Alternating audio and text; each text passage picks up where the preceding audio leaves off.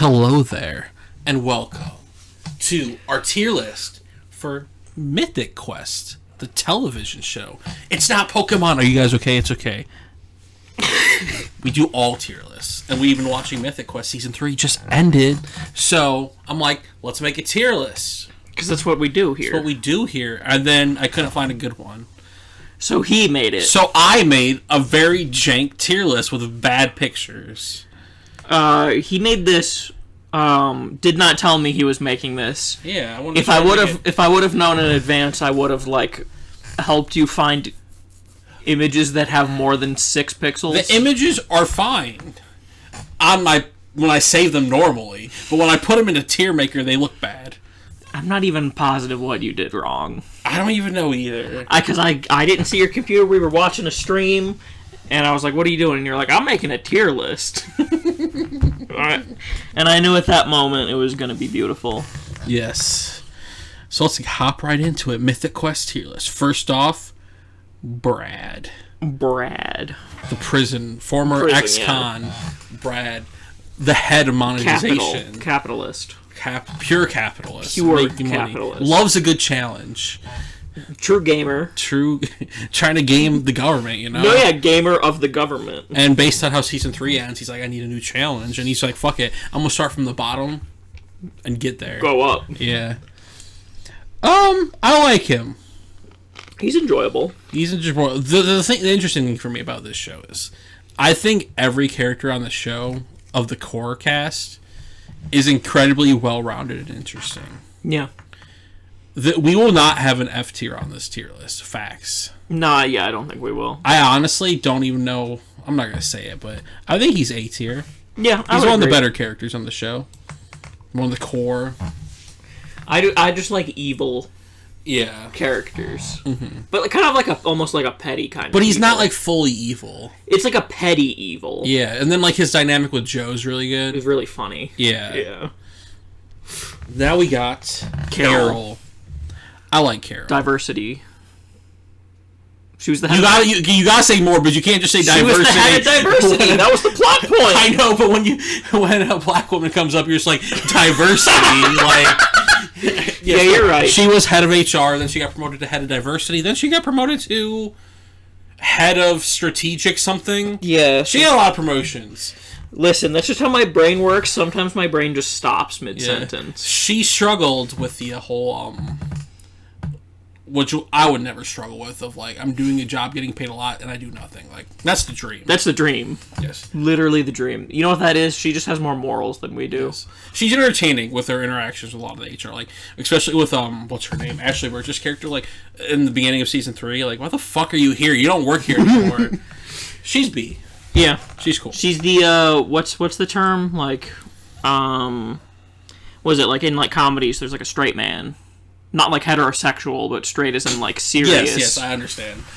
I just had to clarify because I didn't know if you were gonna be oh. It was just funny the way you did it last time, so I'm my brain just turns off sometimes. I can't help it. Yes. Now we got C.W. Longbottom. Dead. Not in season 3. No one knows why. They haven't said why, but he didn't come back. And they wanted him to come back, but they didn't know, so they killed him.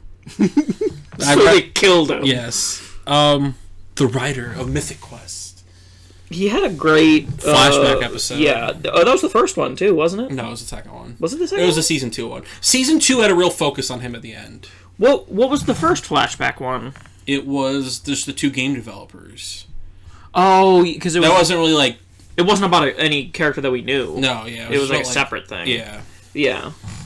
He had the first flashback where it was about a character that we knew. Yeah. Yeah, he did have a lot of focus in the end of season 2. Yeah, that's why I was everyone was oh no, he's leaving? Yeah. That is weird. But I think the way they ended his story did justice for him as a character.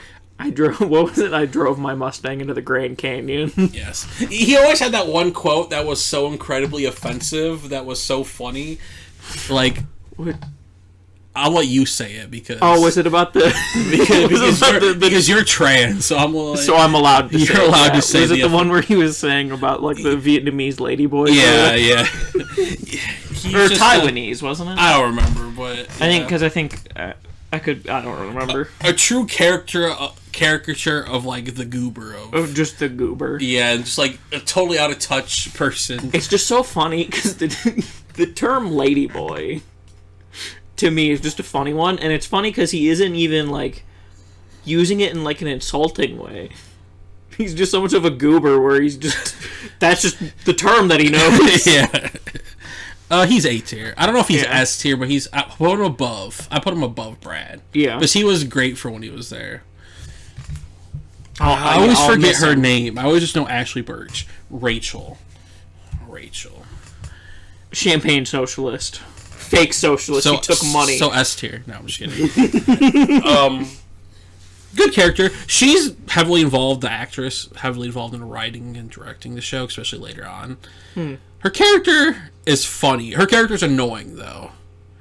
Sometimes. Yeah, but it's also funny. Her character is funny in... It plays well. An annoying kind of way. Yeah. I think she's probably B tier. Yeah. Above Carol. Right? Yeah. Yeah, I agree. Now we got Ned motherfucking Flanders. No, David. I was just you threw me off. Because he looks like Ned Flanders. He does look like Ned Flanders, but when you just said Ned at first, I was like, is that his name? I thought it was David. Yes. Also known from the legendary sitcom from 2000, reality TV show from 2003, Joe Schmo, where he got one of his early acting gigs before coming to Mythic Quest, the actor. Yes. I like David in the sense where... I think he's great for comedy. And he's so fucking annoying. There was like a period of time where I felt a lot of pity for him. Yes. But then after a while, it kind of becomes kind of like it feels like he's bringing it on himself. Yeah. Season 3, it's just like, I don't feel bad for you anymore.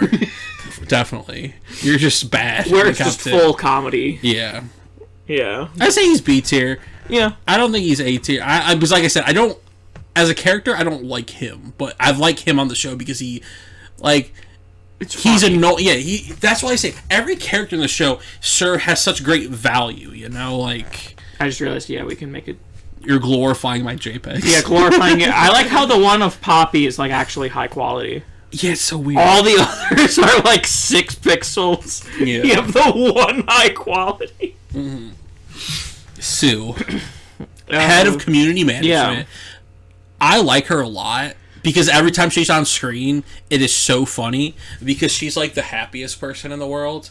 But also, like, has the worst job for person. And then she's, like, stuck in the basement for the first 2 seasons. And then she retreats to the basement. Yeah, and then in season 3, when they do the NFT thing. And she's like, okay, nope, they're gonna murder me. She is the most accurate. Yeah, she's, like... Because this show... As people who play a lot of video games, and as me who follows the industry deeply... It's just such an accurate portrayal of, like, everything, especially her character, and it's so good. That is a job that I would quit day one. Yeah. That is just a level of abuse that I am not built for. Gamers are fucking like, how she can deal with this is amazing. She's B tier, though. She doesn't go high. I'd put her above... I'd put her in between Rachel and Carol. Yeah. Because, like, we don't spend enough time with her, but, like, every time she's on screen, she steals the scene. Yeah. Ian. It's Ian. Pooty Shoot's dad. Pooty's dad. I mean, like, S tier. Like, he's, he's, like, the show. Like, you hate him because he's, like, a narcissist, but he's just so good at it. Yeah. Like... And every now and again... They do so good. That's what I love about the shows. They do a good job of, like, making you... care about these characters who are deeply flawed. The thing that I always found interesting about Ian is I feel like he's narcissistic douchebag with, like, every once in a while he'll just, like, be completely in the right. Yeah. But nobody wants to agree with him because he's an asshole. Yes. But it's just like every now and again it's just like, no, he is 1000% correct. And then even, like, at certain times when, like, he is like certain times he's like, and then he owns up to it sometimes too, and like it's just It's just funny. Self-aware. Self-aware sometimes when it matters. Dana. I'm really bad with names. I don't remember a lot of the names. Yeah, her name's Dana. Rachel's girlfriend. Yes. Former tester. Former tester, then former worker. Former streamer for Mythic Quest, and turned out she was a plant. Remember? Oh yeah, that was a plot line. Yeah. I like Dana a lot. She's always entertaining. But they always pair her up interestingly well with people. Like this season, how she was like, where the season ends with her, and then also like her and Rachel are like play off each other well because they're so like, especially when they interact with Carol, like no one cares about your relationship, like that kind of shit. Like, and then like when she was with Ian this season, like yeah. It's just like she plays well with everyone. And even like I think in the past she had some good stuff with like Longbottom and stuff like CW, and I think she's A tier. Yeah, I agree. At the back of A tier. I agree. Yes. Next up is Joe, our favorite Ronald Reagan supporting the person most conservative woman in America, who works in the most unconservative industry in America. Yeah, one of the most lived up industries. She might be the best character on this show. I think she's fucking hysterical. She is fucking hysterical. She's psychotic. She's funny. She's the good, like, all her like conservative ass like little like quips she be making be fucking hilarious. It's just so funny. I also just really like the very fitting with like the whole like right wing like conservative thing where it's just like she just bows to power. Yeah. And they're just like so horny for power. Yeah. Or for people that are more powerful. Yeah. And then I loved her little arc this season with Rachel and Poppy, like making friends. It's this show. I love this show so much. Weirdly wholesome sometimes, but also a complete sociopath. Yes. Didn't she tell Pootie to kill himself? Yes, that's it. Yes. She told a 10-year-old streamer to from like an official email from an official like Mythic Quest like thing. Oh, it's so good. She's S tier. Yeah. Is she her or Ian? Is she number one? I would say below Ian. Okay, that's fair. Just because I feel like Ian is the show. Yeah. Lou. No, he's the one who's just like, I don't give a shit. Right? Yeah, he was the one who was like just trying to do his job while Rachel was trying to like when she was the tester with him after Dana went to school to like do stuff, and he was just like, yeah, I don't care. He's just like, he was kind of a troll. Yeah. Okay, you want to know the most interesting thing about this, which I found out, like, just after making this? The guy who plays him is Craig Mazin. I don't know. Anything to add?